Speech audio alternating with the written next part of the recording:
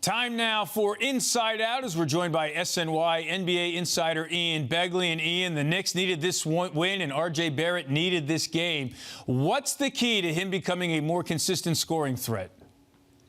I think it's shooting, Eamon, and I think that's what you saw tonight against San Antonio. You know, he had struggled with his shot over the past month or so, and then he comes in tonight and he really is on fire from beyond the arc. And that's what you saw from Barrett last season. You know, you take away the first maybe month of the year last year, he was shooting at a 40% clip from behind the arc. And that's why so many people saw him as a player ready to take a big leap heading into year three. You need to shoot to be able to thrive in this league. And Barrett, he showed us he can shoot. I think there was obviously some concern over the past couple of weeks when his shot wasn't falling. But I think you trust in him long term because of the way he works and the way he approaches his craft, that his shot eventually is going to fall again.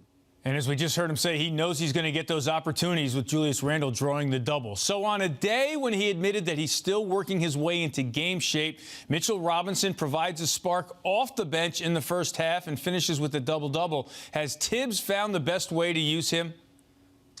It's a little early, I think, to go that far, Eamon, but I think what you can say is for one night, this lineup switch worked because, you know, Noel and the starters played well, and then the bench unit was the bench unit yet again, and Robinson, as you said, was really key for the Knicks tonight. So maybe Robinson was motivated by getting taken out of the starting lineup, but whatever it is, this was the second starting lineup change for the Knicks in the past, 10 days, week or so, with Alec Burks going into the starting lineup, replacing Kemba Walker. And eventually all these moves have to start to turn into wins. So all in all, a good night for Tom Thibodeau and the rotation starting five moves. All right, Ian, let's switch gears a little bit. Reports out of Indianapolis are that the Pacers are in rebuilding mode. Anybody on their roster a possible fit for New York? Yeah, The Athletic had that earlier today, and what I could tell you is that the Knicks and the Pacers had touched base prior to this season, and Miles Turner's name came up.